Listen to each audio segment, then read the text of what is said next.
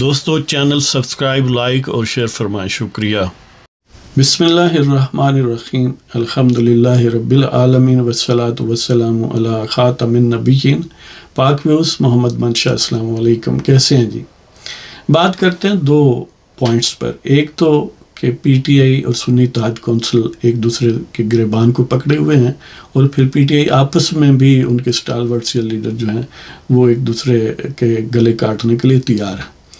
اور دوسرا یہ ہے کہ صہیونیت پرستی اور قادیانیت کا امیدوں کا مرکز نیازی قذاب اور اس کا فرقہ جو ہے، انہوں نے ملک اور دین سے دشمنی کی حد کر دی کہ پاکستان کی قومی اسمبلی میں جو غزہ کے حق میں اور اسرائیلی حملوں کے خلاف یا اس کے قتل عام کے خلاف قرارداد تھی، اس کی مخالفت کی۔ تو بہرحال پہلے بات کرتے ہیں پی ٹی آئی اور سنی اتحاد کونسل کے درمیان جھگڑے اور پی ٹی آئی کے اسٹالورٹس کے آپس میں جھگڑے۔ جیسے آپ نے سنا ہوگا کہ کامیابی کے 1000 باپ ہوتے ہیں لیکن ناکامی کا کوئی نہیں ہوتا۔ مطلب یہ ہے کہ جب کوئی کامیاب ہو تو ہر بندہ کہتا ہے یہ میری وجہ سے ہے، لیکن جب کوئی ناکامی ہوتی ہے تو ہر بندہ کہتا ہے نہ اس میں میرا حصہ نہیں، اس میں باقی سب لوگوں کا حصہ ایک دوسرے پر پھر آوازیں کسے جاتے ہیں اور ایک دوسرے پر انگلی اٹھائی جاتی ہیں۔ اور اسی طرح آپ نے یہ بھی سنا ہوگا کہ چوری دا مال تے ڈانگا دے گاز جی۔ اب ہیرا پھیری سے، فراڈ سے، دجل و کذب اور فریب سے یہ سارا جو ملبہ ہے انہوں نے اکٹھا کیا ہوا ہے، تو ظاہر ہے جب بھی ناکامی ہوگی، جب بھی بندر بانٹ کا ٹائم آئے گا تو وہ ان میں جھگڑے ہوں گے۔ تو بہرحال یہ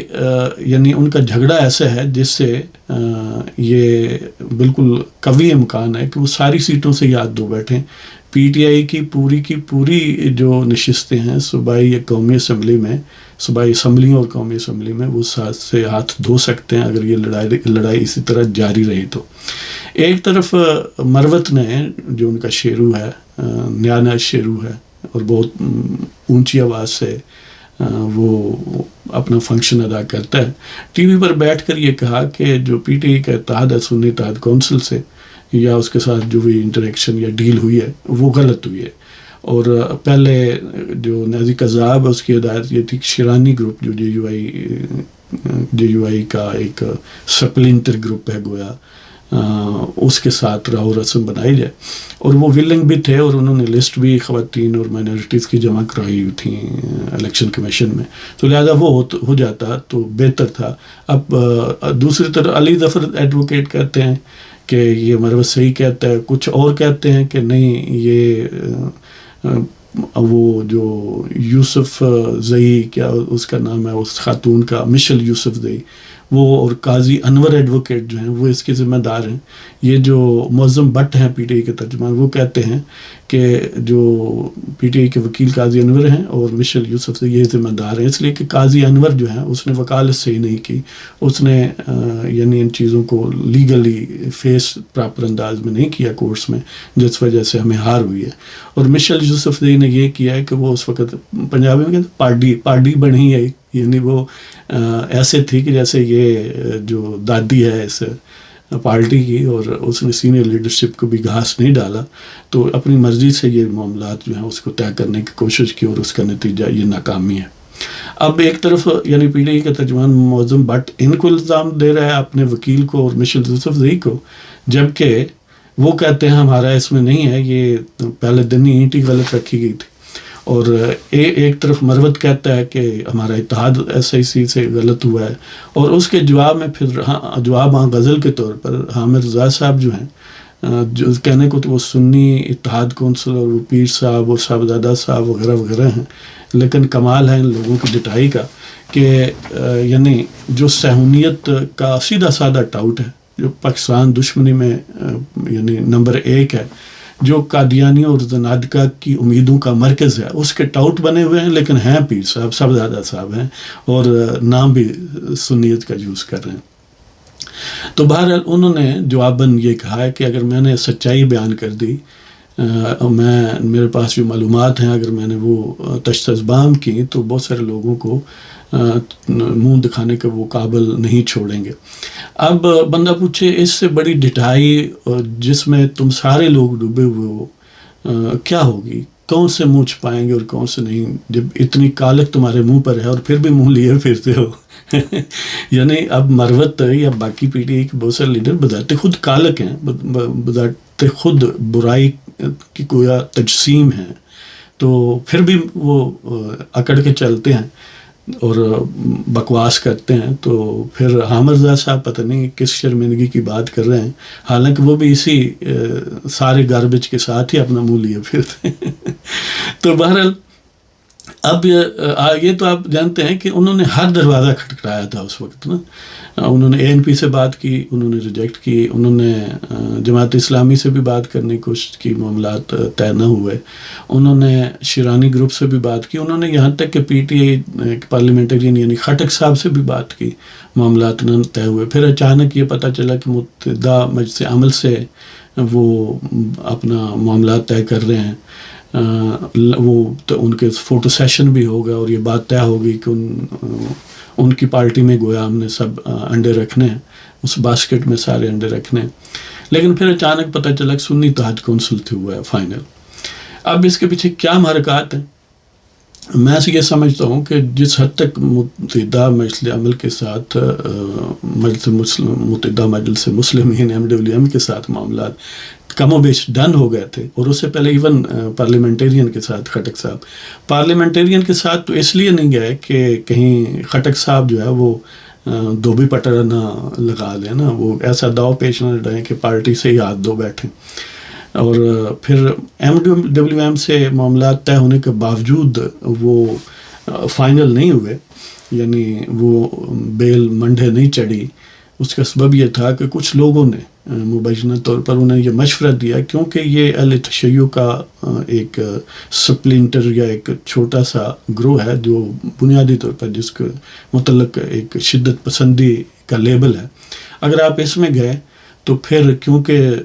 جو ایک سواد اعظم ہے وہ تو بہرحال اور ہیں، وہ تو اہل سنت والجماعت ہیں. تو اس طرح اگر جب اس چیز کو اٹھایا جائے گا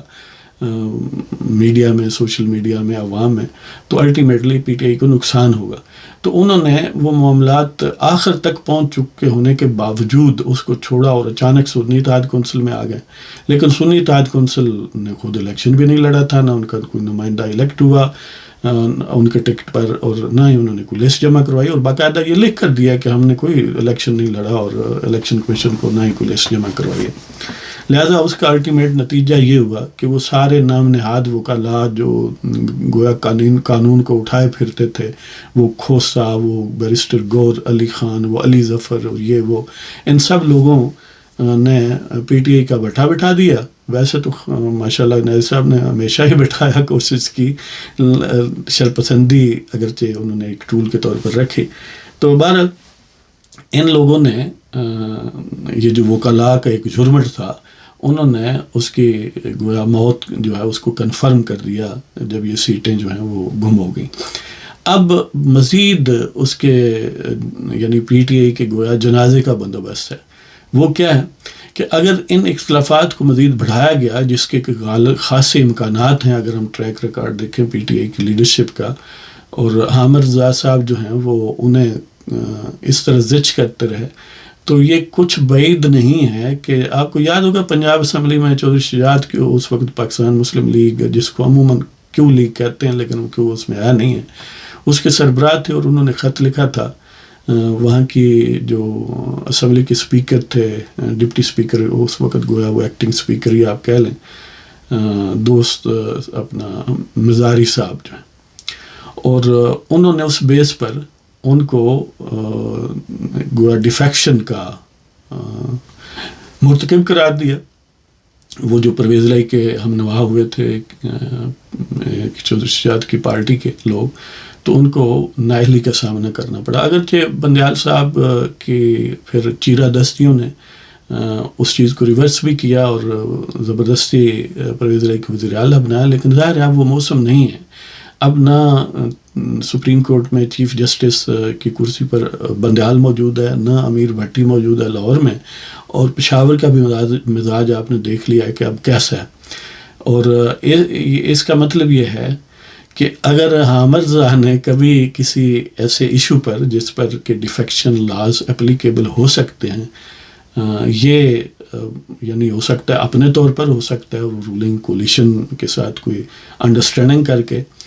اگر یہ انہوں نے لیٹر لکھ دیا کہ یہ جو پارٹی پالیسی کی خلاف ورزی انہوں نے کی ہے، ظاہر و مخصوص صورتحال ہوتی ہے ڈیفیکشن لاز جب اپلیکیبل ہوتے ہیں، مثلا نو کانفیڈنس ہے، election of prime minister, speaker, deputy speaker, اس ٹائپ کی وہ چیزیں، تو اس طرح